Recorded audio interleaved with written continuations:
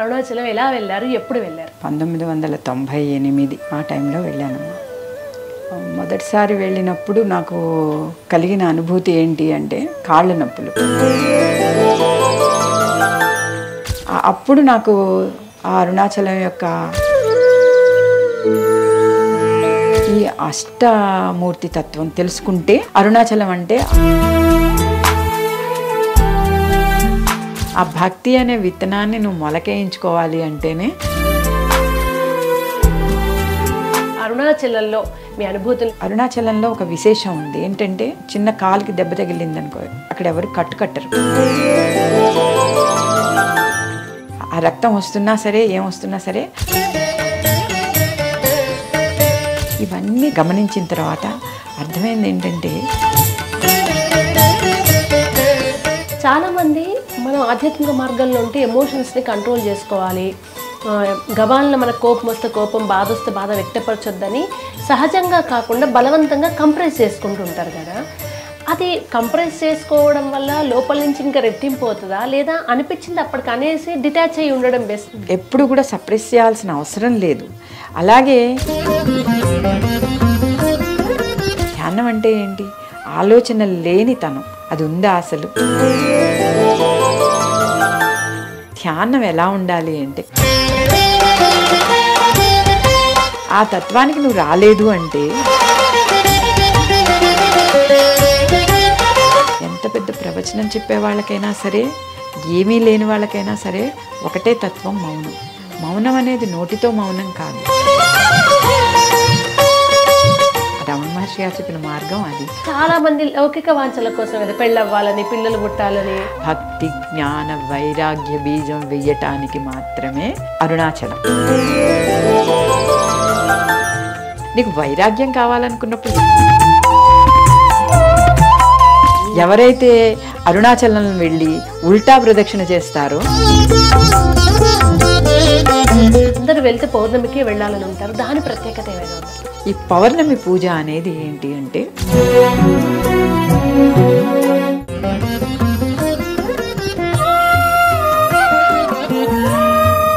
నమస్తే, welcome to magnet TV రమణీయం. నేను మీ కృష్ణవేణి.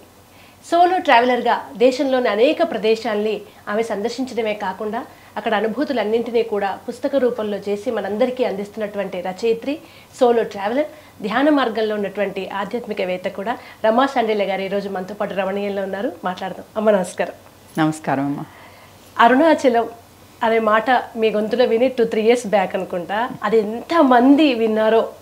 అట్లాగే మీ కాశీ సందర్శనకు సంబంధించిన పుస్తకము, ప్రతి చోట మీ అనుభూతులు, ముఖ్యంగా మీ సాహసం, ఒక్కరే అనేక ప్రదేశాలు తిరగడం, ఇవన్నీ చాలామందికి ఇన్స్పిరేషన్. ఈ రమణీయంలో భాగంగా ముఖ్యంగా అరుణాచలంలో మీ అనుభూతుల్ని తెలియజేసుకోవాలని కోరుకుంటున్నాను. మొదటగా మీరు ఫస్ట్ టైం అరుణాచలం ఎలా వెళ్ళారు, ఎప్పుడు వెళ్ళారు? ప్రేక్షకులకు నమస్కారం అమ్మ, అందరికీను. మొదటిసారి అరుణాచలం వెళ్ళటం 1998 ఆ టైంలో వెళ్ళానమ్మా. మొదటిసారి వెళ్ళినప్పుడు నాకు కలిగిన అనుభూతి ఏంటి అంటే, కాళ్ళ నొప్పులు. చాలా తిరిగాను, ఎన్నో గుళ్ళు చూశాను. ఒక్క కాళ్ళ నొప్పులే మ్యాక్సిమం తెలిసాయి నాకు. చూసి వచ్చేసిన తర్వాత గదిలో కూర్చుని వేడి నీళ్ళ బకెట్లో కాళ్ళు పెట్టుకుని ఆలోచించా, ఏంటి ఇంత నడవటం అవసరమా, దీనికోసమా ఇంతమంది ఇలా వచ్చిపోతూ ఉంటారు అనేది మొట్టమొదటి కలిగిన ఆలోచన. సరే, ఇంటికి వచ్చేసాను. వచ్చిన తర్వాత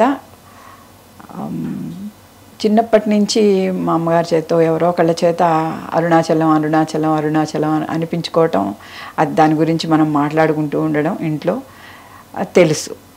అప్పుడు వివరాలు అడిగాను, అసలు అరుణాచలం అంటే ఏంటి, అరుణాచలమే ఎందుకు అందరూ వెళ్తారు, దీని గురించి వివరాలు కనుక్కోవటం మొదలుపెట్టి అప్పుడు నిర్ణయించుకున్నది ఏంటంటే, ఒక 21 సార్లు అరుణాచలం గిరి ప్రదక్షిణ చేయాలి. గిరి ప్రదక్షిణ చేసి నా పర్సనల్గా నేను, అంటే అందరూ చెప్పే విషయాలు తెలుసుకోవటం కంటే నా అనుభవాన్ని నేను తెలుసుకోవటం అనేది ముఖ్యం. అప్పుడు నాకు ఆ అరుణాచలం యొక్క ఆలోచన తెలుస్తుంది.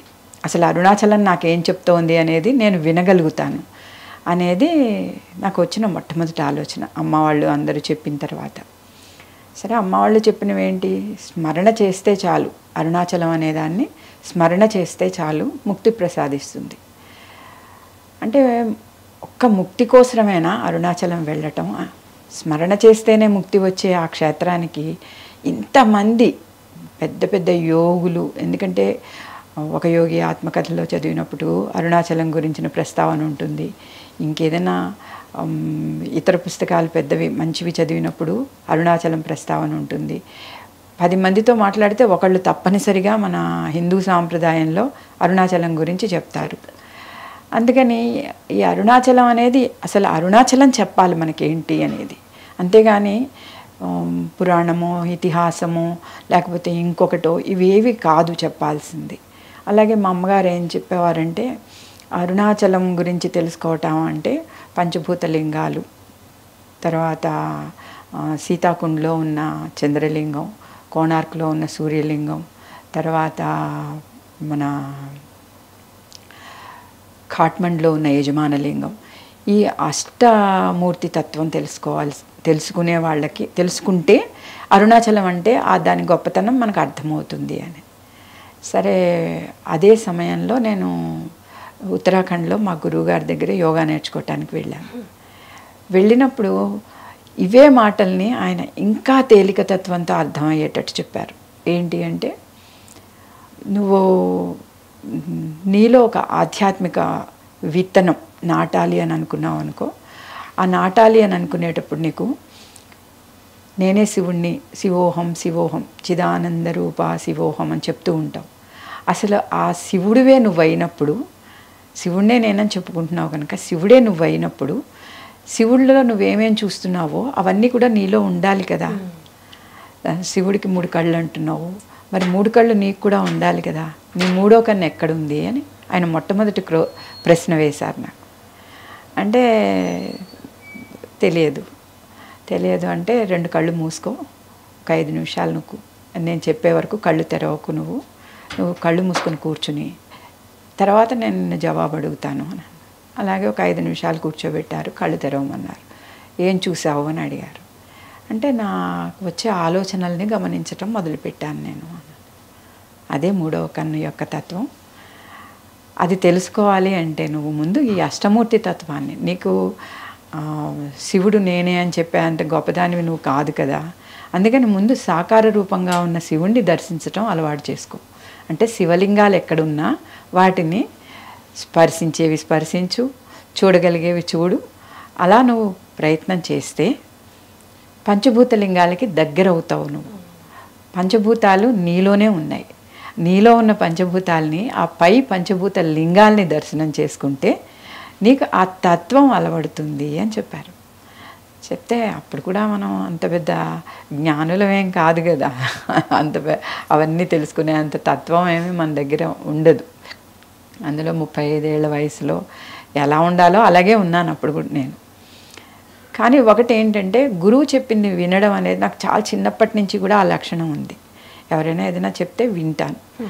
అలాగే ఆయన చెప్పింది వినాలి కనుక చూడటం మొదలుపెట్టా. శివలింగాలు అవన్నీ చూడటం మొదలుపెట్టా. ఎక్కడ శివలింగాలు ఉన్నా సరే చూసేదాన్ని.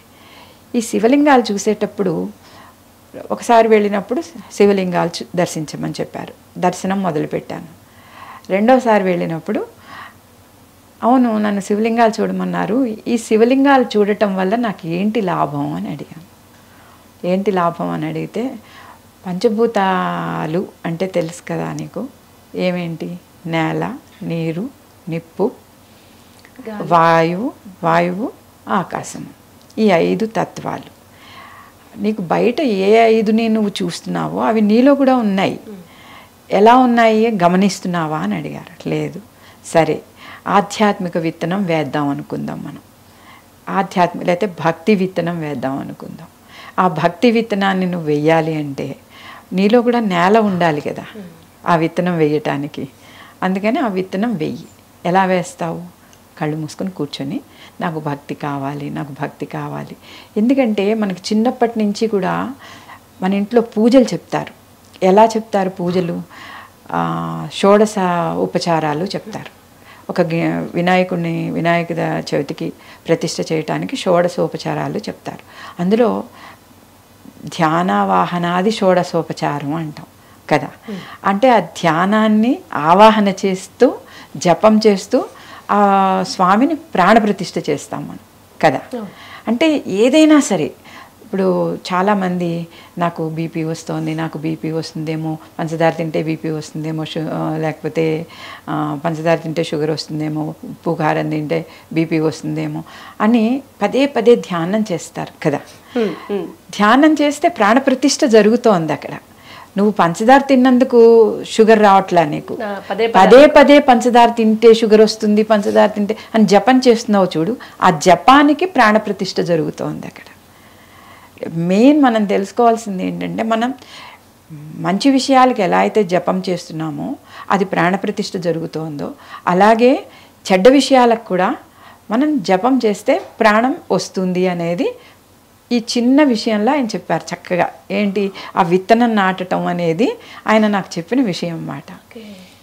సో నీకు అలా నీలో ఉన్న నేల మూలాధారం. ఇప్పుడు మనం ధ్యాన మార్గంలో వెళ్ళేటప్పుడు మనకి ఈ శక్తి ఉపాసన చేసే వాళ్ళందరికీ కూడా తెలుస్తుంది. ఈ శక్తి ఉపాసన చేసే వాళ్ళకి మూలాధార చక్రము, స్వాధిష్టాన చక్రము, మణిపూర చక్రము, తర్వాత అనాహత చక్రము, తర్వాత విశుద్ధి చక్రము, ఆజ్ఞాచక్రము, సహస్రార చక్రము అనే ఈ ఇన్ని చక్రాల గురించి మనకి తెలుస్తూ ఉంటుంది.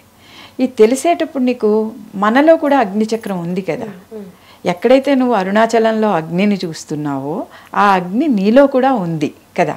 అది ఎప్పుడు తెలుస్తుంది? సాకార రూపంగా ముందు అగ్ని దగ్గరికి వెళ్ళినప్పుడు నీలో ఉన్న అగ్ని చక్రాన్ని చూసే ఆ జ్ఞానాన్ని కనీసం ఈ జన్మలో కాకపోతే మరు జన్మలో అయినా నువ్వు రావడానికి ఒక ఇది విద్య ఉంది, నీలోనే ఉంది.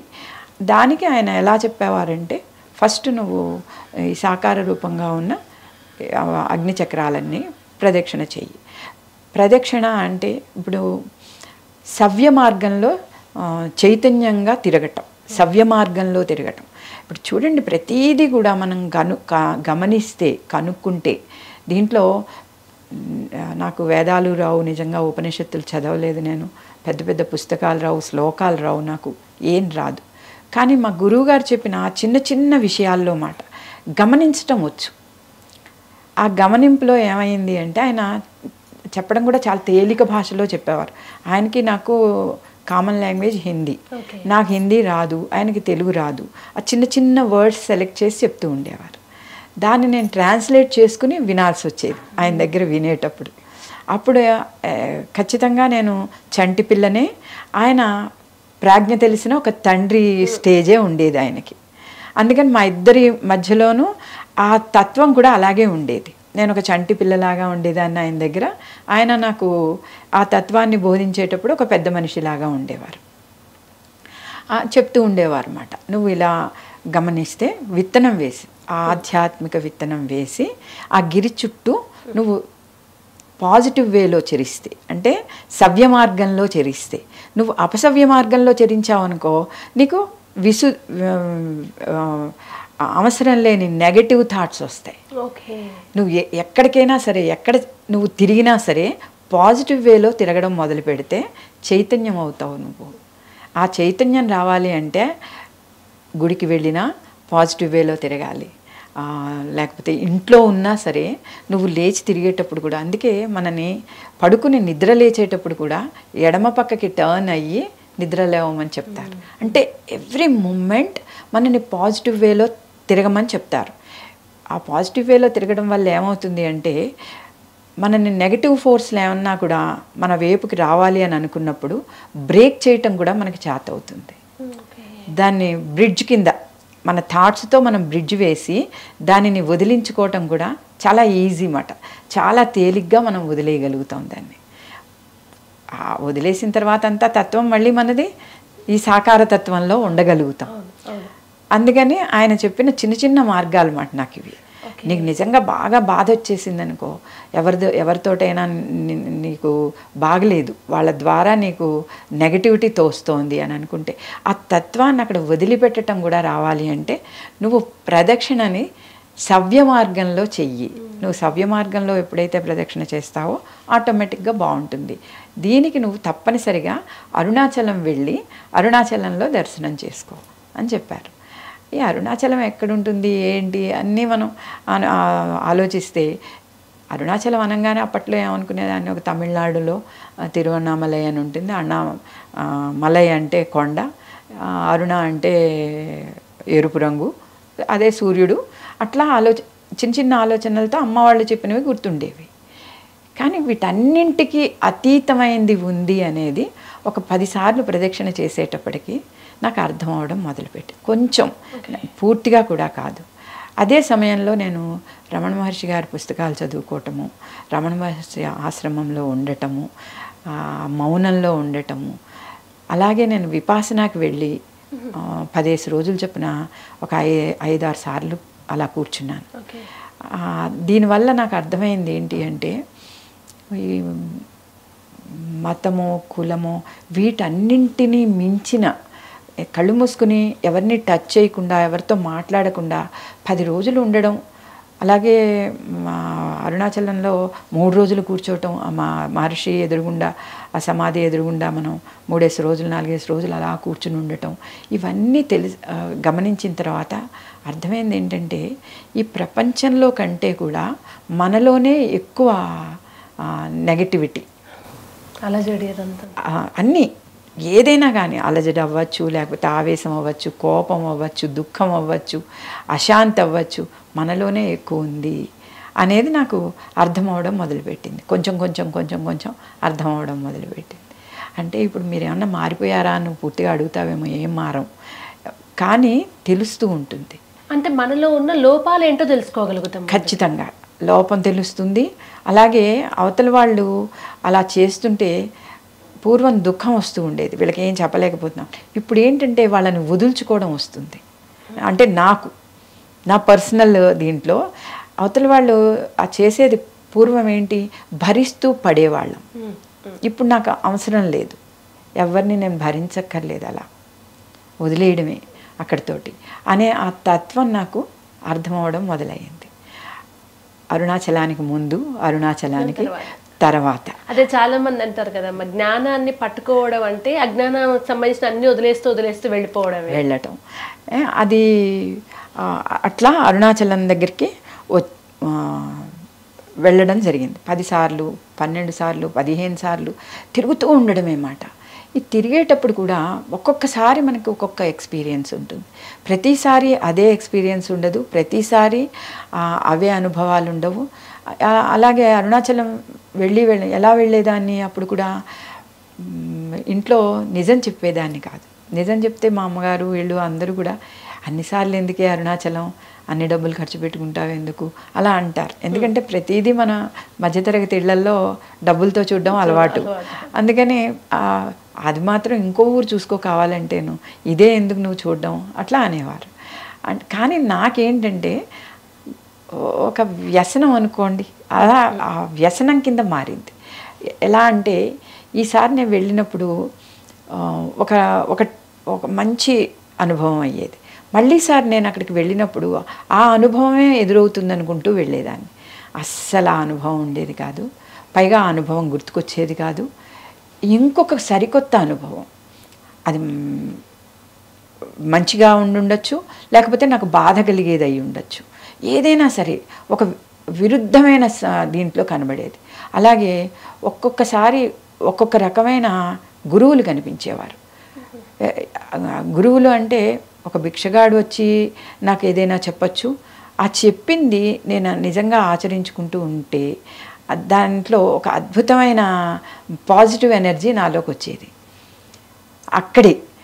అలాగే అరుణాచలంలో ఒక విశేషం ఉంది ఏంటంటే, మన చిన్న కాలుకి దెబ్బ తగిలింది అనుకో, అక్కడ ఎవరు కట్టరు. ఆ రక్తం వస్తున్నా సరే ఏం వస్తున్నా సరే ప్రదక్షిణ చేయటం మాత్రం మనం మానం. అక్కడ ప్రదక్షిణ కూడా ఎలా చేయాలంటే పరుగు పెడుతూ చేయకూడదు. ఒక పురిటి బాలింతలాగో లేకపోతే 9వ నెల వచ్చిన గర్భిణీలాగో అలా చేయాలి. అంత నెమ్మదిగా అడుగులో అడుగు వేసుకుంటూ నడవగలిగితే, అందుకే 3 గంటలు పట్టింది 2 గంటలు పట్టింది అని చెప్తే అది పరుగు. మినిమం 7-8 గంటలు పడుతుంది ప్రదక్షిణ చేయడానికి. అంటే 4 గంటల్లో వచ్చేస్తే విపరీతమైన అలసిపోతాము, కాళ్ళు వస్తే మన ఎనర్జీ అంతా డ్రైన్ అయిపోతుంది. అలా కాకుండా చాలా నెమ్మదిగా అడుగులో అడుగు వేసుకుంటూ అక్కడ ఉండే పవిత్ర స్థలాలన్నీ చూస్తూ, అక్కడ ఉండే దేవాలయాలన్నీ దర్శిస్తూ, అక్కడ మనకేమన్నా అర్ధరాత్రి చేసామనుకో, సపోజ్ నేను ఎప్పుడు రాత్రి 9 తర్వాతే మొదలు పెడతాను. వెళ్ళానంటే రాత్రి 9 తర్వాతే అది ఉంటుంది. దాంతోపాటు మనకి నక్షత్రాలు, చంద్రుడు గిరి చుట్టూ కనిపిస్తూ ఉంటారన్నమాట. మనతో పాటు వాళ్ళు కూడా ప్రదక్షిణ చేస్తూ ఉంటారు. ఆ ప్రదక్షిణ చేసేటప్పుడు ఆ చిన్న వెలుగులో, ఇప్పుడు ఇంకా రోడ్లన్నీ వేసేసి లైట్లు అవి వేసి, నిజం చెప్పాలంటే అప్పుడున్న ఇది ఇప్పుడు నాకు కనిపించటం లేదు ఆ గిరి చుట్టూ. అందుకని నేను ఇప్పుడు మార్చుకుని మిట్ట మధ్యాహ్నం చేస్తున్నాను. ఎందుకంటే మిట్ట మధ్యాహ్నం ఎలా అయినా రష్ ఉంటుంది, కానీ కొండకి దగ్గరగా, అంటే ఇదివరకంతా ఇలా లెఫ్ట్ సైడ్కి చేసేవాళ్ళం, కుడి పక్కకి చేయకూడదు అని చెప్పేవాడు. ఎందుకంటే సిద్ధులు, యోగులు వీళ్ళందరూ కుడి పక్కకి చేస్తారు, అందుకని మనం వాళ్ళకి అడ్డు వెళ్ళకూడదు అని చెప్పేవారు. ఇప్పుడు ఏం చేస్తున్నామంటే నేను నా వరకు నేను మిట్ట మధ్యాహ్నం చేసి దాని చుట్టూ చేస్తాను అన్నమాట. ఎవరు అడ్డం రారు. ఆ గిరిని చూసుకుంటూ వెళ్తాము. ఆ గిరి కూడా మనకి ఒక్కొక్కసారి నంది రూపంగా కనిపిస్తుంది, ఒక్కొక్కసారి నెమలి రూపంగా కనిపిస్తుంది, ఒక్కొక్కసారి శివలింగంలా అనిపిస్తూ ఉంటుంది. ఇంకా దానికి మధ్యలో దారి పొడుగునా అనుకుంటూ వెళ్తాను, అరుణాచల శివ అని అనుకుంటూ వెళ్తాం అన్నమాట. అందుకని ఆ తత్వంలో ఉంటుంది. సో ఈ శివలింగాలు 8 చూడు అని అనడంలో మొదటిది మనకి భక్తి విత్తనం వెయ్యాలి అంటే మూలాధార చక్రం మట్టితో కూడుకున్న చక్రం. అందుకే నీకు బయట మట్టి ఏమేం చేస్తుందో మనలో ఉన్న మట్టి కూడా, ఆ మూలాధార చక్రంలో ఉండే ఆ మట్టి కూడా అవే పనులు చేస్తుంది. ఆ నేల ఏమేం పనులు చేస్తుందో మనలో ఉన్న మూలాధార చక్రం కూడా అవే పనులు, ఏమీ వేరుండదు, సేమ్ అవే జరుగుతాయి. అంటే విత్తనం వేసావు అక్కడ నువ్వు. విత్తనం వేసిన తర్వాత స్వాదిష్టాన చక్రం, నీటితో కూడుకున్న చక్రం. అంటే ఒక చుక్క నీళ్లు పోస్తాం కదా, విత్తనం నాటాక ఒక చుక్క నీళ్లు పోస్తాం కదా, నీళ్లు పోసిన తర్వాత ఆ విత్తు చిన్న మొలక వేస్తుంది కదా. ఆ మొలక నీకు అగ్నితత్వం, అంటే సూర్యరశ్మి తగిలితే కానీ ఆ మొలక పైకి రాదు, ఆకు వేయదు. ముందు ముఖ్యంగా పత్రహరితం అంటాం చూడు, ఆ గ్రీన్ కలర్ రాదు ఆకుకి. ఆ సూర్యరశ్మి తగిలాకే నీకు ఆ గ్రీన్ కలర్ వస్తుంది. అంటే నువ్వు అక్కడికి వచ్చేటప్పటికి చిన్న విత్తనం మొలకగా మారుతుంది అనేది నీకు అర్థమయ్యేదాకా నువ్వు అక్కడ తిరుగు. నువ్వు భక్తి ఏ విత్తనం నాటితే ఆ విత్తనం. మనం అనుకుంటున్నాం ఇదంతా కూడా పాజిటివ్ ఎనర్జీస్ కోసం, అంతేగాని నెగటివ్ ఎనర్జీస్ కోసం కాదు. నువ్వు నెగటివ్ ఎనర్జీస్ కోసం అరుణాచలం దాకా వెళ్ళడం ఎందుకు? మన ఇంటి చుట్టూ కూర్చుంటే మనకు బోలెడన్ని నెగటివ్స్ మన చుట్టూ మూసుకొని ఉంటాయి కదా. అవన్నీ వదులుచుకొని ఆ భక్తి అనే విత్తనాన్ని నువ్వు మొలకేయించుకోవాలి అంటేనే అరుణాచలం వెళ్ళాలి. ఆ అరుణాచలం వెళ్ళిన తర్వాత నీకు అరుణాచలం ముందు, అరుణాచలం వెనకాల, అంటే నువ్వు వేసిన భక్తి అనే ఆ విత్తనం, లేకపోతే ఇంకేదైనా అయి ఉండొచ్చు, అవి ఆ పాజిటివ్ ఎనర్జీస్ అన్నీ సాకార రూపంగా, నువ్వంటే సవ్య మార్గంలో చైతన్యంగా తిరుగుతున్నావు. అంటే సవ్య మార్గంలో తిరుగుతున్నావు కనుక, సవ్య మార్గంలో తిరగడం అంటే ఏంటి? పుట్టినప్పటి నుంచి నువ్వు ధర్మంలో ఉండు అని చెప్పడమే ఆ సవ్య మార్గం, ఆ ప్రదక్షిణ.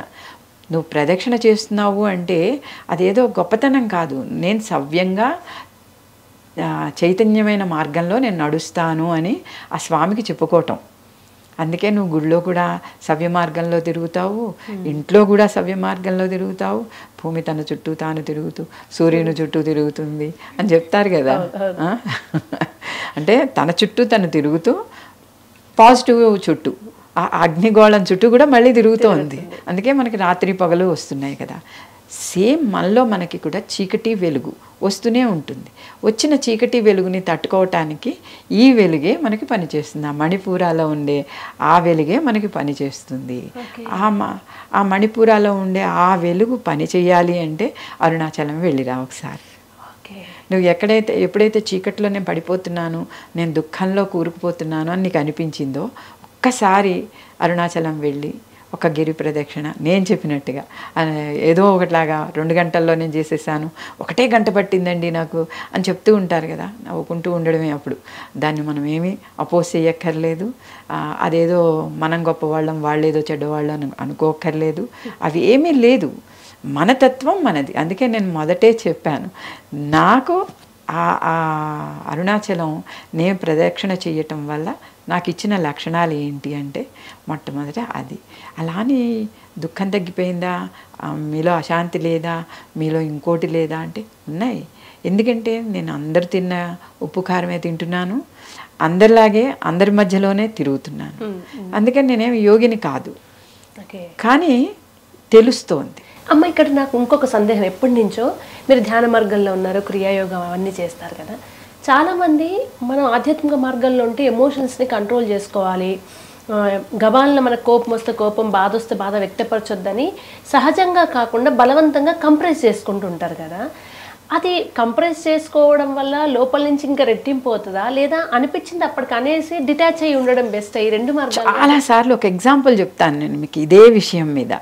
ఏంటి, ఒక ప్లాస్టిక్ కవర్ నిండా వాటర్ పోసి టైట్గా బిగించి పట్టుకుంటే అదేమవుతుంది, ఎక్కడో ఒక చోట ఎయిర్ బాగా ఇదయ్యి చిన్నగా ఒక హోల్ వస్తుంది. దాని మీద ఒక వేలు పెడతావు, మళ్ళీ ఇంకో చోట వస్తుంది, 2వ వేలు పెడతావు, 3వ వేలు పెడతావు, 4 బర్స్ట్ అయిపోతుంది కదా. సేమ్ వే మనం ఎమోషన్స్ని సప్రెస్ చేయకూడదు, ఎప్పుడు కూడా సప్రెస్ చేయాల్సిన అవసరం లేదు. అలాగే ఇప్పుడు నేను రీసెంట్గా ఒక 4-5 ఇన్సిడెంట్స్ చూస్తూ ఉంటాను. ఏంటంటే నాకు నేనే వాళ్ళ ముందు అతి చిన్న అల్పంగా ఉండేటట్టుగా మాట్లాడుతూ ఉంటారు. మనకేమీ తెలియదు, వాళ్ళే చాలా సర్వజ్ఞులు, వాళ్ళు చాలా పెద్దవాళ్ళు, చాలా సర్వజ్ఞులు అన్నట్టుగా మాట్లాడుకుంటూ ఉంటారు. అప్పుడు నేను నవ్వుకుంటూ ఉంటాను అనమాట. నేను తినే అన్నమే వాళ్ళు తింటున్నారు, వాళ్ళు తినే అన్నం నేను తింటున్నాను అంటే నా ఆలోచనల్లో కూడా ఇవి వస్తున్నాయి అన్నమాట. వీళ్ళకి దూరంగా ఉంటే సరిపోతుంది, ఎందుకంటే అవే ఆలోచనలు నాలో కూడా వస్తున్నాయి. దాన్ని నేను సప్రెస్ చేయటం కంటే దాన్ని వదిలిపెట్టడం, అంటే ఎలా వదలటం, సహజంగా వదలటం, అంతేగాని దాన్ని కూడా సప్రెస్ చేస్తూ వదలటం కాదు. అలాగే ధ్యానం అంటే ఏంటి అసలు? అందరూ ధ్యానం ధ్యానం ధ్యానం ధ్యానం అని చెప్తూ ఉంటారు. ధ్యానం అంటే ఏంటి? ఆలోచన లేనితనం. అది ఉందా అసలు? అసలు కష్టం చాలా మందికి. చాలా మంది మేము ఇన్ని గంటలు ధ్యానం చేస్తాం, 6 గంటలు 7 గంటలు అంటూనే ఉంటాం. నిజంగానే 6 గంటలు 7 గంటలు చేసామనుకో, ఫ్రెష్ నిద్రపోయి లేస్తే ఎంత ఫ్రెష్గా ఉంటుంది మనకి. రాత్రి మంచి నిద్రపోయి పొద్దున్నే లేస్తావు, పొద్దున్నే నీ మైండ్లో ఏ ఆలోచనలు ఉండవు కదా. చాలా నీకు మళ్ళీ ఎప్పుడు స్టార్ట్ అవుతున్నాయి? లేవంగానే అమ్మో పని మనిషి వస్తుంది, అమ్మో వీళ్ళు వస్తారు, పిల్లలకి అన్నం వండాలి, మొదలవుతున్నాయి.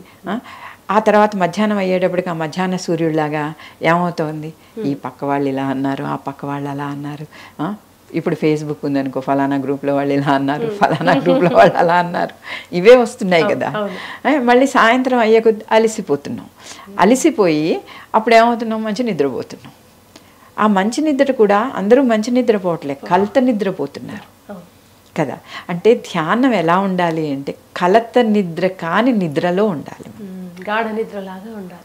అసలు కలత నిద్ర ఉండనే ఉండొద్దు. ధ్యానం అంటే ఆలోచన లేనితనం కాదు, ఆలోచనల్ని గమనించేతనం.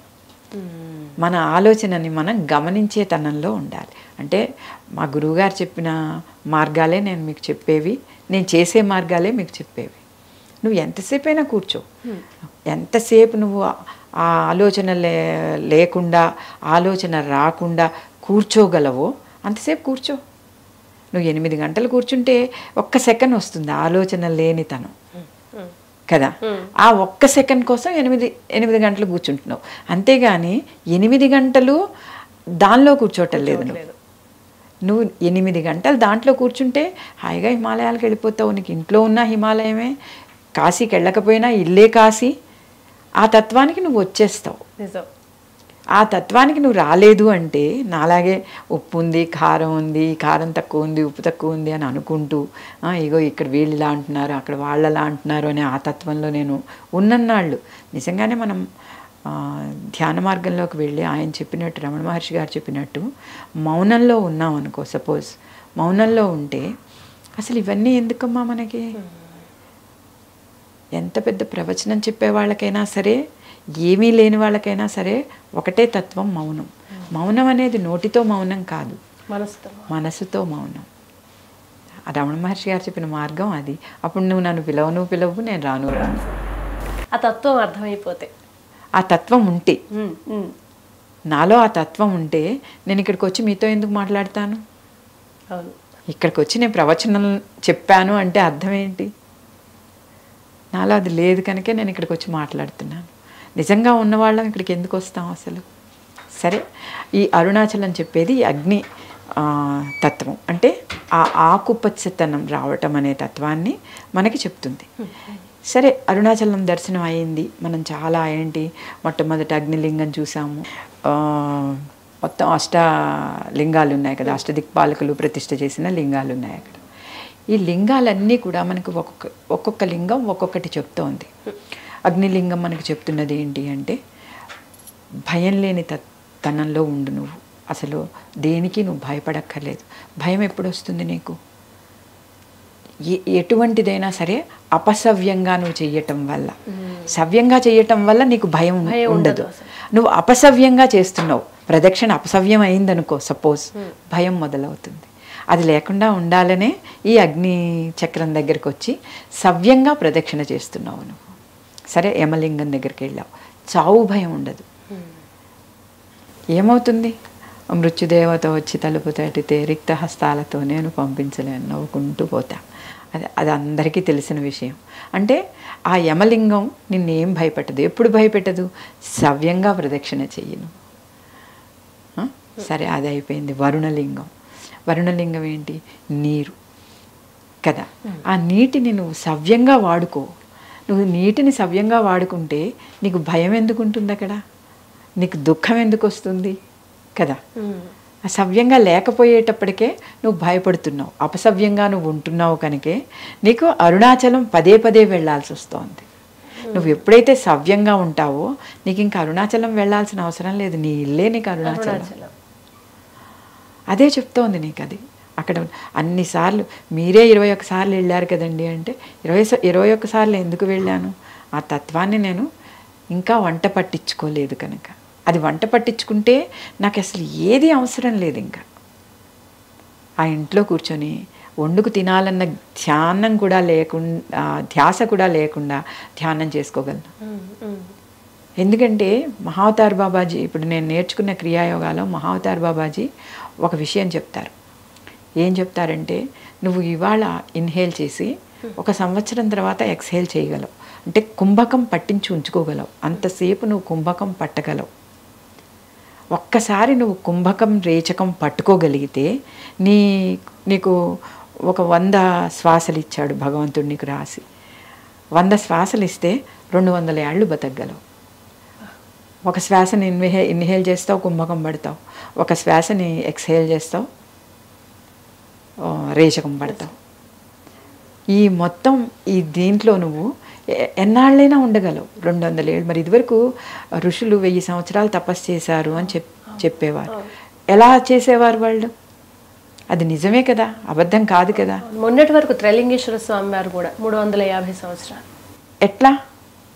ఇదే ఆ తత్వంలోకి నువ్వు వెళ్ళినప్పుడు ఇప్పుడు నీకు చూడు, శ్వాసని గమనించుకోవడం ఎవరికైనా చాతైన వాళ్ళకి ఒక విషయం అర్థమవుతుంది. కోపం వచ్చినప్పుడు, దుఃఖం వచ్చినప్పుడు, అశాంతి వచ్చినప్పుడు మన శ్వాసలు పెరుగుతూ ఉంటాయి. కూల్గా నువ్వు నిజంగానే ఒక మంచి చోటుకి వెళ్ళావు, నీకు నచ్చింది, ఆ ఫ్రాగ్రెన్స్ నచ్చింది, ఆ ప్రకృతి నచ్చింది, అప్పుడు నీ శ్వాస ఎలా ఉంటుంది? చాలా స్లోగా ఉంటుంది. అసలు అక్కడ నీకు కూర్చుని అది గమనించటం మొదలుపెట్టాక 4 గంటలైనా కూర్చోగలవు, 5 గంటలే, అమ్మో ఇంతసేపు నేను ఇక్కడ ఉన్నానా అనిపిస్తుంది నీకు. అది ఎలా అనిపిస్తుంది? నిజమైన ధ్యానం అది. అంటే అక్కడ కూడా మనకేం చెప్తోంది? సవ్యంగా నువ్వు ఉంటే నేను నీకు ఇంత ఆనందాన్ని ఇస్తాను అని చెప్తోంది ప్రకృతి. నువ్వు సవ్యంగా ఉండు. ఆ గిరి ప్రదక్షిణ నీకు ప్రతి క్షణం ఏం చెప్తోంది?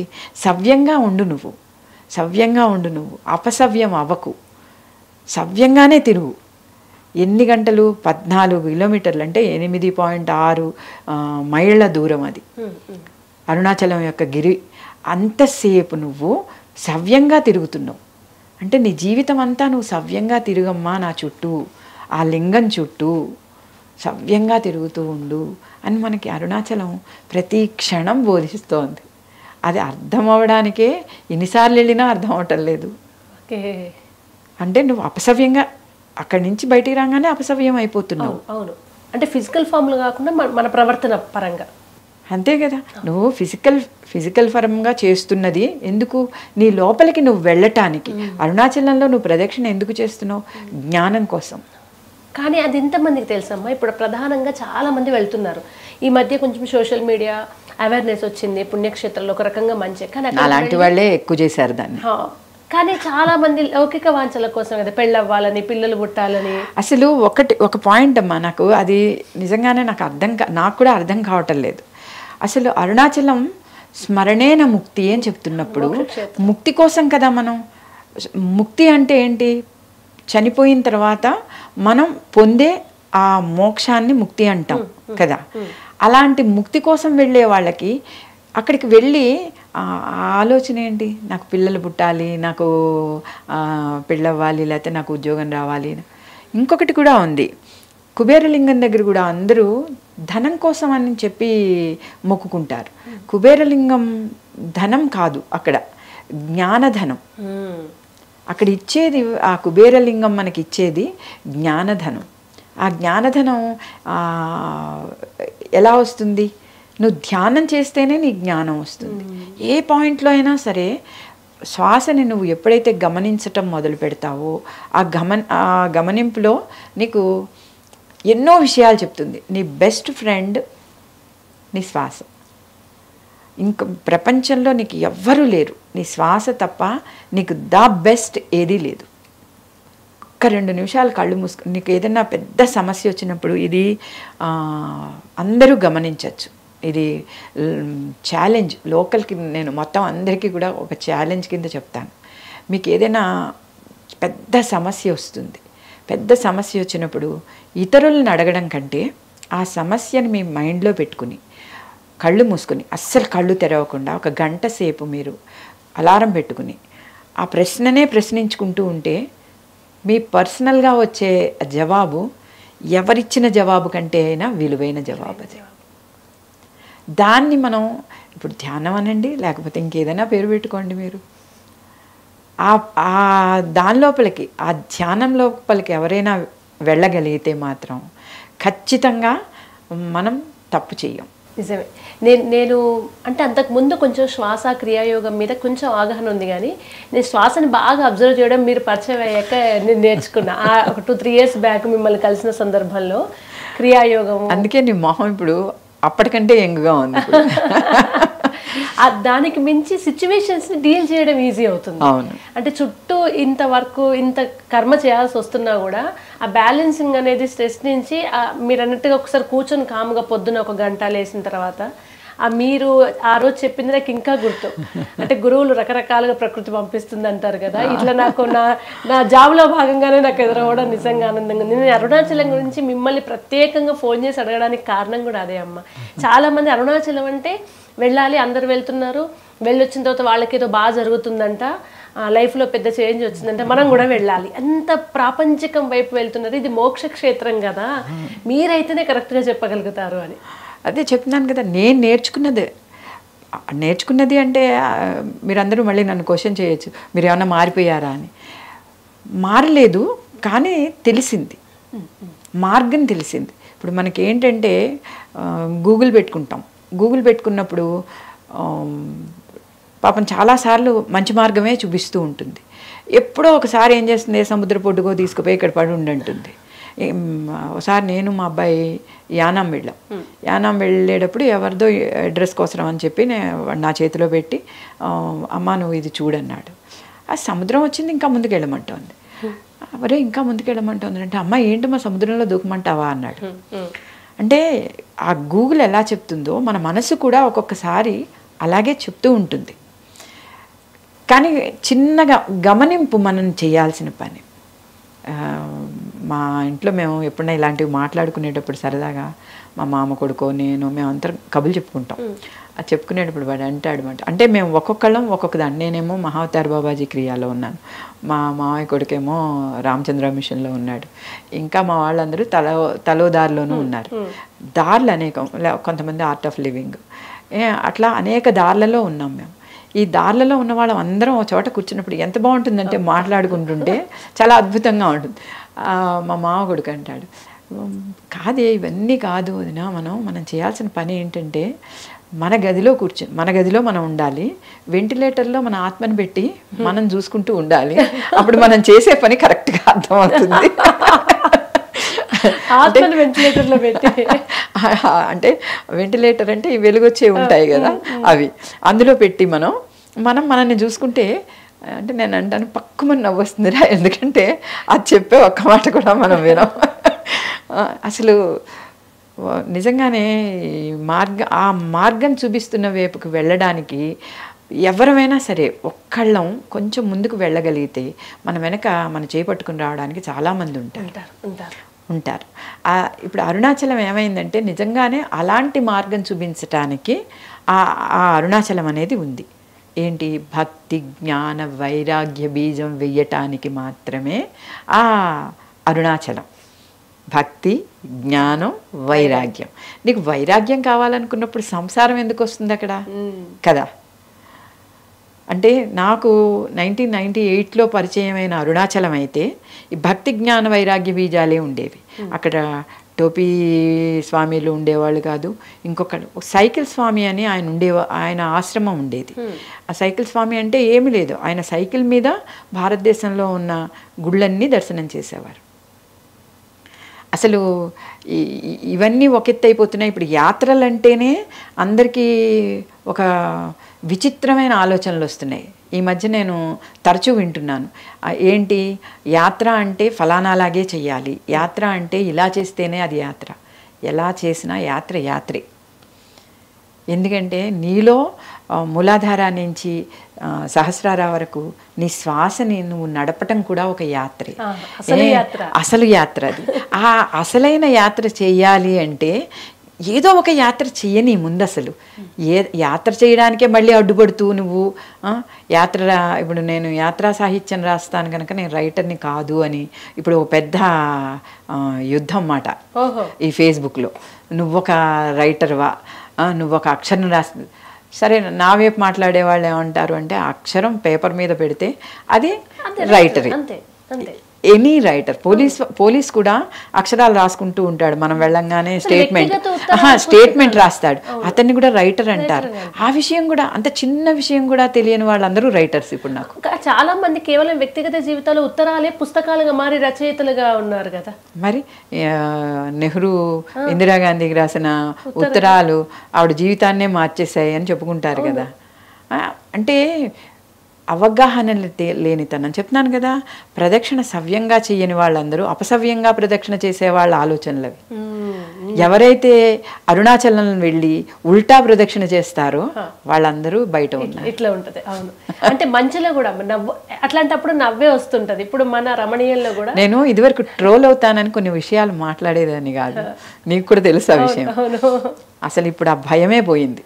ఎందుకంటే ఈరోజు రాత్రికి కీర్తి రావాలి. ఆ కీర్తి రావడానికి అపసవ్య ప్రదక్షిణలే ఎక్కువైపోయాయి. అప్పుడు సవ్యమైన ప్రదక్షిణల గురించి సగర్వంగా చెప్పచ్చు. ఇప్పుడు నాకు అర్థమైంది ఏంటంటే ధర్మం గురించి సవ్యంగా మాట్లాడే వాళ్ళు చాలా తక్కువ ఉన్నారు. పెద్ద పెద్ద మహానుభావులు మన భారతదేశంలో ఒక 10 మంది 15 మంది నిజంగా పాపం చాలా కష్టపడి మాట్లాడుతున్నారు. మాట్లాడుతుంటే కూడా వాళ్ళని పట్టించుకోవటం లేదు జనం. అందుకని కొంచెం నిజంగా మాట్లాడగలిగితే కనుక తప్పనిసరిగా మనం చెప్పి తీరాలి. సవ్యంగా ప్రదక్షిణ చేయరా బాబు, నీ చుట్టూ నువ్వు సవ్యంగా తిరుగు, భూమి తన చుట్టూ తాను తిరుగుతూ సూర్యుని చుట్టూ తిరుగుతుంది అనేది ఈ చిన్న లాజిక్ని వంట పట్టించుకో. అప్పుడు చైతన్యంగా ఉంటావు. నువ్వు అపసవ్య ప్రదక్షిణలు చేసి చేసి నువ్వు అలసిపోతున్నావు, నీ పక్క వాళ్ళని అలవగొడుతున్నావు. అదే నిజం. అదే నీకు అరుణాచలం నేర్పిస్తుందిరా. అందుకని పోయి ఆ అరుణాచలంలో ఇవేవి చూడకు, ఈ టోపీ స్వామీజీలని ఇంకొక స్వామీజీలని చూడకు. నిజమైన స్వామీజీలు ఉన్నారు అక్కడ, యోగులు సిద్ధులు. ఏ రూపంలో వస్తారో నీకు తెలియదు. నిజమమ్మా. ఇప్పుడు మన హైదరాబాద్లో కూడా ఏమీ రాని వాళ్ళేమో చాలా మంచి బాబా గెటప్లో కనిపిస్తే, నిజమైన యోగులు సాధారణంగా మామూలుగా వాళ్ళ నిత్య జీవితంలో ఉద్యోగాలు చేస్తూ వీళ్ళకి ఏమీ రాదన్నట్టుగానే ఉంటున్నారు. ఈ అటైర్ అనేది లేదు అక్కడ. అరుణాచలం వెళ్ళి ప్రాబ్లం ఏంటంటే ఎవరు ఎదురవుతారా అని చూసి ఎవరినైనా కొంచెం హైలైట్ చేస్తే వాళ్ళ దగ్గరికి వెళ్ళి కూర్చొని పరిగెడతారు. వాళ్ళ చుట్టూ పరిగెడుతూ ఉంటారు, వాళ్ళ చుట్టూనే పరిగెడతారు. చెప్తున్నాను కదా, ఏదైనా మంచి జరుగుతుందేమో. ఇంకొకటి కూడా బ్రాహ్మణ ద్వేషం, విపరీతంగా బ్రాహ్మణ ద్వేషం ఇప్పుడు. ఎందుకనంటే నిజంగా నేను ఇది ఒక పెద్ద ఛాలెంజ్గా చెప్తాను. ఎవరైతే నిజమైన బ్రాహ్మణులు ఉన్నారో వాళ్ళ శక్తిని ఎవ్వరూ వెనక్కి తీయలేరు. ఎవ్వరూ వెనక్కి తీయలేరు ఆ ధర్మాన్ని వాళ్ళు. నేను ఈ మధ్య హంసల దీవి వెళ్ళాను. హంసల దీవి వెళ్ళినప్పుడు అక్కడ 10 రోజులు ఉన్నాను. ఈ 10 రోజులు కూడా మధ్యతరగతి కుటుంబీకులు వాళ్ళందరూ. ఎవరనుకుంటున్నావు? మన విధుశేఖర భారతి స్వామీజీ గారి దగ్గర బంధువులు, దగ్గర కుటుంబీకులు, దగ్గర వాళ్ళు. కానీ వాళ్ళ దగ్గర నిజంగా కూడా ₹1 లేదు. చాలా మధ్యతరగతి కుటుంబీకులు. భోజనాలు పెట్టేటప్పుడు కానీ ఆ భోజనాలు పెట్టడానికి కానీ వాళ్ళ తాపత్రయం నేను చూశాను. పెద్దవాళ్ళందరూ 90 ఏళ్ళు అలా ఉన్నాయి. తెల్లవారుజామున 5ంటికి లేచేవారమ్మా. నా కళ్ళ ముందే హరినామ సంకీర్తనం మొదలుపెట్టేవారు. ఆ హరినామ సంకీర్తనం అలా చేస్తూనే ఉండేవారు 7:30-8 వరకు. విధుశేఖర భారతి స్వామీజీ గారి తండ్రి గారు, అంటే పూర్వాశ్రమ తండ్రి గారు అనాలి, పూర్వాశ్రమ తండ్రి గారు ఆ స్వామీజీకి గురువందనం చేసేవారు. మేమందరం ఆయనతో పాటు గురువందనం చేసాం. 10 రోజులు ఆయన గురువందనం చేసేవారు. ఒంటి మీద ఒక తెల్లటి దోవతి, ఒక పైన ఒక కండువ. 10 రోజులు అలాగే ఉన్నారు ఆ మనిషి. వారి గురించి మనం ఏం మాట్లాడగలం? తెలియని వాళ్ళు, చూడని వాళ్ళు అనేకం మాట్లాడారు. 10 రోజులు నేను వాళ్ళతో ఉన్నాను. ఆ 10 రోజులు కూడా పప్పు అన్నం, పెరుగు అన్నం, వేళ కాని వేళల్లో. ఒక వేళల్లో తినడం లేనే లేదు అసలు. వేళ కాని వేళల్లో అంత అన్నం. దానికోసం 24 hours వేదం చదువుతూ ఉండటం. వారిని గురించి, బ్రాహ్మణుల గురించి ఏం తప్పులు పడతారమ్మా, ఏం మాట్లాడతారు? ఈ మధ్య నాకైతే అసలు ఎంత చిర్రెత్తుతోందంటే అలా మాట్లాడే వాళ్ళని చూసి ఏం తెలుసు, ఎందుకు ఇలా అరుణాచలానికి అపసవ్య ప్రదక్షిణలు చేస్తారు? ఎప్పటికి తేరుకోగలుగుతారు వీళ్ళందరూ? సవ్యమైన ప్రదక్షిణ చెయ్యకుండా అపసవ్యంగా ఎన్నాళ్ళు ప్రదక్షిణ చేస్తారు? మంచి ఉంటే దాని మీద ఈకలు వీకడమే పని ఉంటుంది. అందులో ఏదన్నా ఒకటి కనిపించకపోతుందో దాన్ని హైలైట్ చేస్తాను. చెప్తున్నాను కదా, అపసవ్య ప్రదక్షిణ. ఇప్పుడు ఇన్హేల్ ఎక్స్హేల్ని కరెక్ట్గా చేసుకోవాలి. అంతేగాని ప్రతిసారి నువ్వు ఎక్స్హేలే చేసినా నువ్వు ఉండవు, ప్రతిసారి నువ్వు ఇన్హేలే చేసినా నువ్వు ఉండవు. బ్యాలెన్స్ ఉండాలి. That is balancing. నువ్వు అవేవి చెయ్యకుండా, నీ పనిని నువ్వు సక్రమంగా చెయ్యకుండా ఎంతసేపు ఈ కులము, ఈ మతము, ఇది అది అనుకుంటూ ఎన్నాళ్ళు ఉంటావు నువ్వు? నీ ఉన్నతిని నువ్వు ఆలోచించు. అసలు ఫస్ట్ నువ్వు ఉన్నతిగా ఉండు. నిజం చెప్పు, నేను ఒక వేదం చదివి పెద్దదాన్నయ్యానా?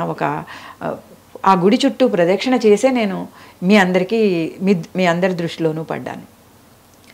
నేనేమి పెద్ద పెద్ద పూజలు చేయలేదు, పెద్ద పెద్ద ఆవాహనలు చేయలేదు, నేనేమి ప్రవచనాలు చెప్పలేదు. నేను చేసిందల్లా సవ్యమైన ప్రదక్షిణ చేసుకుంటూ వచ్చాను. ఎక్కడికి వెళ్ళినా సవ్యమైన ప్రదక్షిణే చేశాను నేను. ఇంకా ఇంతకంటే నేను అరుణాచలం గురించి చెప్పమంటే నేనేం చెప్పలేను. అరుణాచలం అంటే సవ్యమైన ప్రదక్షిణ చెయ్యి, సవ్యమైన మార్గంలో నడువు, నువ్వు సవ్యంగా ఉండు అని చెప్పటమే ఈ అరుణాచలం యొక్క గొప్పతనం. అట్లాగే అమ్మ పౌర్ణమి రోజు గిరి ప్రదక్షిణ, అది అసలు ఇంకా అందరూ వెళ్తే పౌర్ణమికి వెళ్ళాలని ఉంటారు, దాని ప్రత్యేకత ఏమైనా ఉందా? దాని ప్రత్యేకత చెప్పాలి అంటే మళ్ళీ నేను ధ్యాన మార్గంలో మణిపూర్ దాకా ఇప్పుడు మనం అగ్నిచక్రం గురించి చెప్పుకున్నాం. అంటే విత్తనం వేసాం, ఆ వేసిన విత్తనం భక్తి అనే విత్తనం వేసాం, ఆ విత్తనం మీద నీళ్ళ చుక్క జల్లాం, చల్లిన నీళ్ళ చుక్క మీద సూర్యరశ్మి వచ్చింది, సూర్యరశ్మి వచ్చాక పత్రహరితం స్టార్ట్ అయింది, ఆకు రావడం మొదలైంది. ఈ పౌర్ణమి పూజ అనేది ఏంటి అంటే శ్రీ విద్య ఉపాసన చేసే వాళ్ళకి చంద్రకళల మీద, ఆ చంద్రుడి యొక్క పౌర్ణమి మీద, ఆ శక్తి మీద ఒక నమ్మకం ఉంటుంది. ఏంటి అంటే పౌర్ణమి రోజు అమ్మవారికి అంటే శక్తికి, అరుణాచలంలోనూ ఉన్నది ఎనర్జీనే, మన ఇంట్లో ఉన్నది ఎనర్జీనే, మనం తినే అన్నంలో ఉన్నది ఎనర్జీనే, మనం కనురెప్ప వెయ్యాలన్న ఎనర్జీనే, ప్రతి విషయంలోనూ ఎనర్జీ లేకుండా ఏదీ లేదు. ఆ ఎనర్జీనే అమ్మవారు అంటారు. అష్టాదశ శక్తిపీఠాల దర్శనం చేసిన నేను చెప్పుకోవాల్సింది ఏంటి అంటే ఆ ఎనర్జీ కోసం తిరుగుతూ ఉంటాను నేను. అమ్మవారు అంటే ఎనర్జీ, శక్తి అంటే ఎనర్జీనే కదా, శక్తి శక్తి శక్తి అని కొలుస్తాం మనం. అంటే ఆ శక్తి అనేది ఎనర్జీ. ఈ ఎనర్జీని మనం పౌర్ణమి రోజు కొలిస్తే అత్యధికంగా ఉద్భవిస్తుంది. ముందు చిన్నగా మొదలైనది పౌర్ణమి రోజు వచ్చేటప్పటికి ఆ వెలుగు పూర్తి ప్రకాశం, అంటే అర్ధరాత్రి అయినా సరే నీకు పూర్తి వెలుగునిస్తుంది.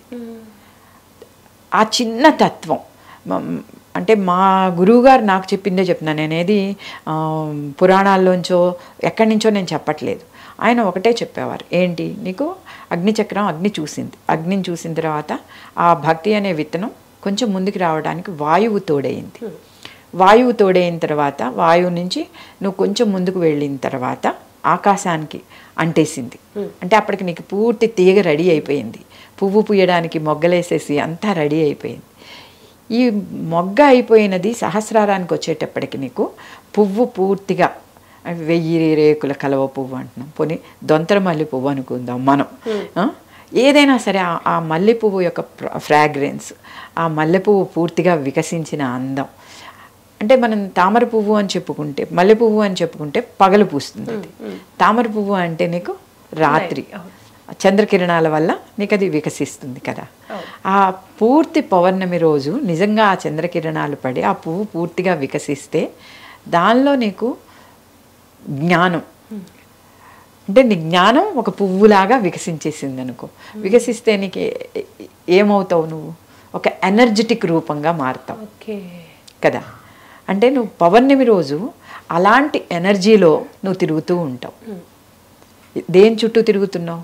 శివలింగం చుట్టూ తిరుగుతున్నావు. అది కూడా అగ్నితో కూడుకున్న శివలింగం. అంటే అబ్జర్వ్ చేయి, నువ్వు అగ్నితో కూడుకున్న శివలింగాన్ని, అంటే మంటని వెన్నెల యొక్క కిరణంతో తిరుగుతున్నావు. ఇన్ని రకాల వెలుగుని నీలోకి నువ్వు నింపుకుంటున్నావు కదా. అలా నింపుకోవటం వల్ల నీ భక్తి అనే విత్తనం ఎంత ఆధ్యాత్మిక రూపం సంతరించుకుంది.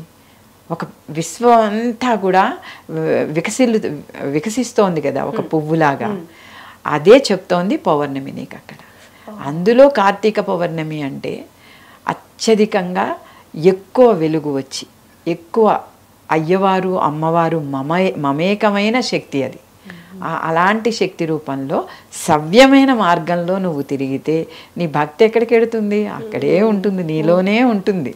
అంటే నీ ఆత్మ శుద్ధి అవుతుంది.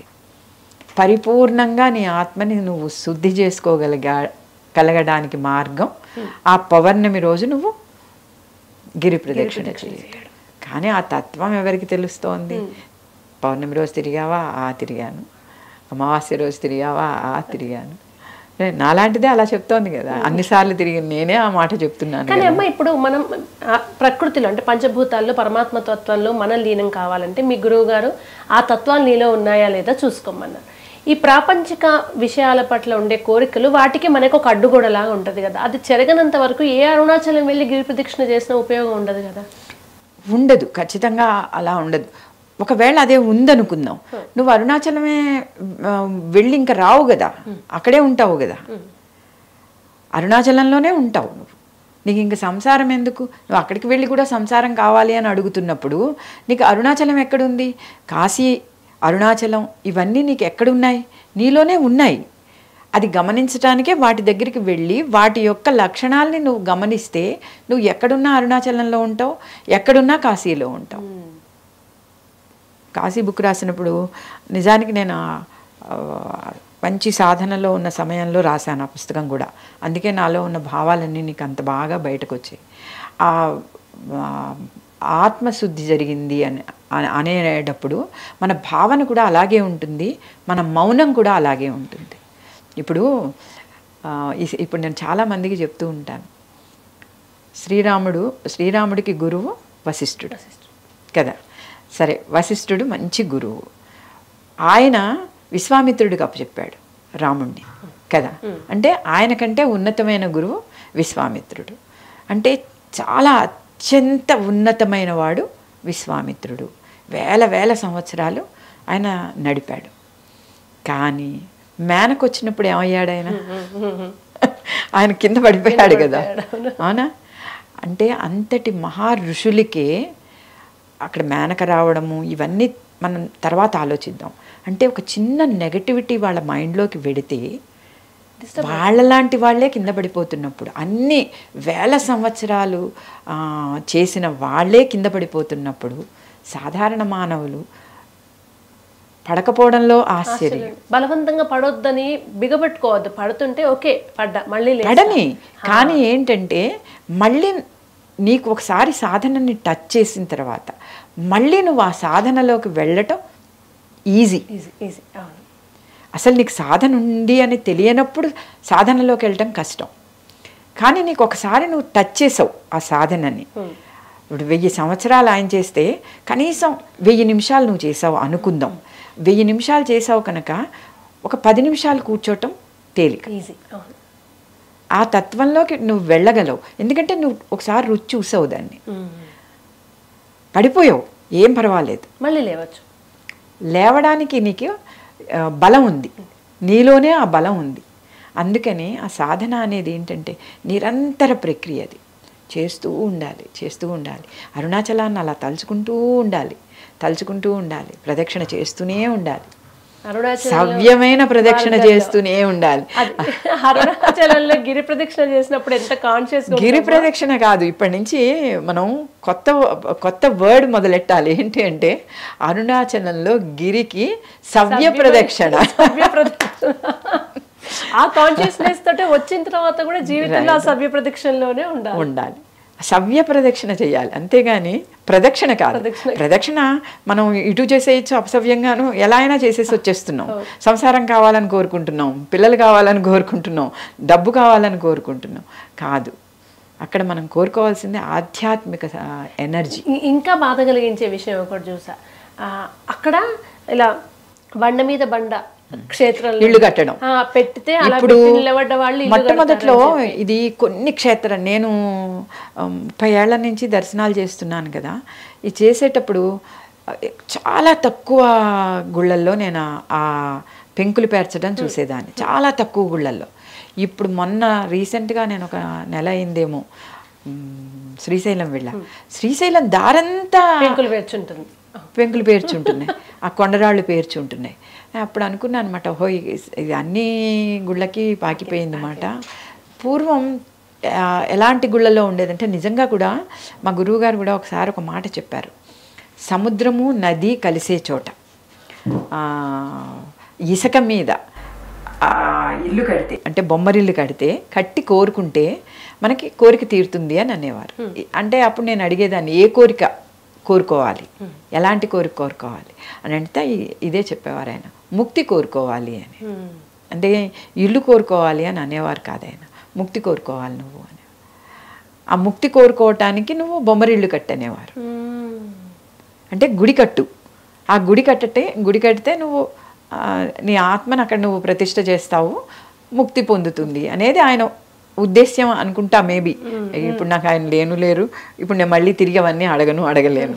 అందుకని అలా మొదలైన ఆ వ్యవహారం అది ఇళ్ళలోకి వచ్చేసింది. పూర్వం అంతా అలా ధర్మం పూర్వం ఎలా అంటే మనకి ప్రతీదీ కూడా మోక్షం పొందటానికి మార్గం. ఇప్పుడు మనకి ధర్మేచ అర్థేచ కామేచ మోక్షేచ నాతి చరామి అని పిల్లలు అది చెప్పించేటప్పుడు మంత్రం అప్పుడు ఎలా చెప్పేవాళ్ళంటే ధర్మ అర్థం, ధర్మ కామం, ధర్మ మోక్షం అట్లా ఉండేది కదా. ఈ 4 ధర్మంతో కూడి ఉండాలి అని, మొత్తం మనం చేసే ఏ పనైనా ధర్మంతో కూడి ఉండాలి అని చెప్పేవారు.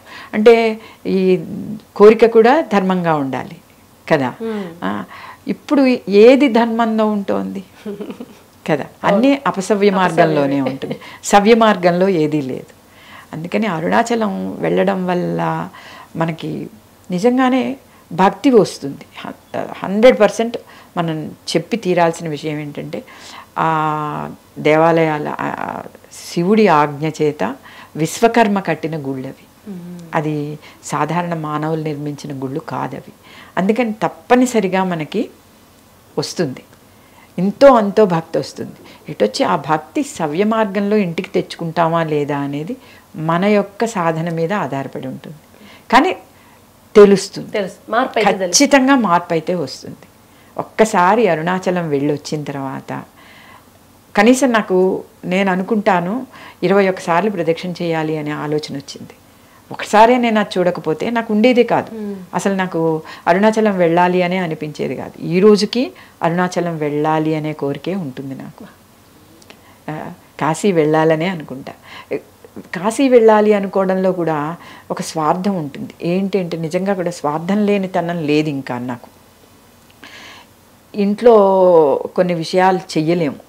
అదే మణికర్ణికలో కూర్చుంటే ఎలా అనిపిస్తుందంటే ఆ 24 hours శవాలు అలా కాలుతూ ఉంటే ఇదే కదా లైఫ్. వైరాగ్యం అనేది అప్పుడు స్ఫురిస్తుంటుంది.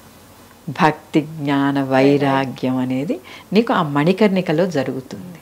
ఇంట్లో కూర్చుంటే నీకు ఆ వైరాగ్యం రాదు. అందుకని క్షేత్రం దర్శనం చేయటం, ఎనీ క్షేత్రం దర్శనం ఎందుకు అంటే భక్తి జ్ఞాన వైరాగ్యం కోసం. ఆ భక్తి జ్ఞాన వైరాగ్యాలు ఎప్పుడు వస్తాయి అంటే ధర్మాన్ని సవ్య మార్గంలో నువ్వు నడుపుకున్నప్పుడు.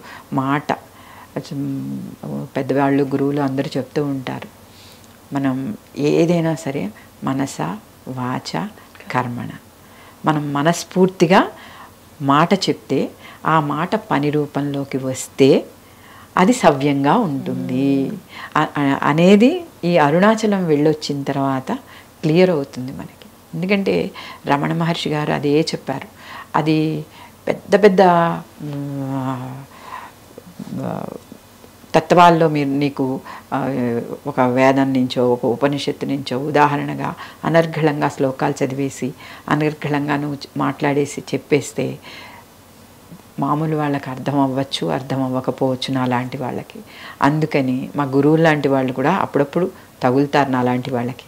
వాళ్ళు ఏం చెప్తారంటే, ఆయన నిజానికి వేదాంగ పండితుడు, చాలా సాధకుడు. ఆయన మహావతార్ బాబాజీయే స్వయంగా ఆయనకి క్రియా ఇచ్చిన సాధకుడు ఆయన.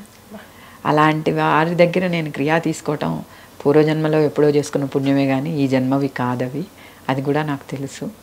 కానీ ఎటొచ్చి ఈ మాత్రం నేను ఇలా నిలబడి ఉండగలిగాను అంటే ఎన్నో వస్తాయి, కష్టాలు, సుఖాలు, దుఃఖాలు, నష్టాలు ఎన్నో జరుగుతూ ఉంటాయి ఈ ప్రపంచంలో.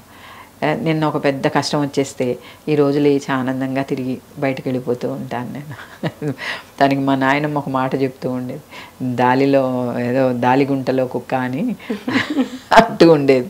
అంటే ఏంటి, అది రాత్రంతా దాలిగుంటలో పడుకుంటుందట. అంటే మనం వంట చేసేసుకున్నాక దాలి అంటే పశువులకి మేత వేసే ఒక పొయ్యి. ఆ పొయ్యిని కట్టెలతోటిను పిడకలతోటి మంట పెడితే కచిక వస్తుంది. ఆ కచిక చాలాసేపటి వరకు వెచ్చగా ఉంటుంది. రాత్రి చలికి కుక్కలన్నీ దాంట్లో దూరి పడుకుంటేవి. పొద్దున్నే అనుకుంటుంది, చిచ్చి ఇంత దుమ్ములోనే పడుకోకూడదు అని ఒళ్ళంతా దులుపుకొని వెళ్ళిపోతుంది. మళ్ళీ మన్నాడు రాత్రి మామూలు. అది మనం అలాగే దులుపుకోవాలి, అది కరెక్ట్. నిజంగా మా నాయనమ్మ చెప్తూ ఉండేది అది. అట్లా మనకేంటంటే అవన్నింటినీ వదుల్చుకుని అరుణాచలంలో ఎలా అయితే సవ్య ప్రదక్షిణలు చేస్తూ 21 చేశాను, ఇంకా అనేక సార్లు చేస్తాను. ఎప్పుడో ఒకప్పుడు జ్ఞాన వైరాగ్య బీజాలు ఏమన్నా కొంచెమైనా అంకురించి ఆ సాధనలో ఓ పువ్వుల్లా పూస్తాయి అని అనుకుంటూ ఈ పనిని చేస్తున్నాను అన్నమాట. Thank you so much.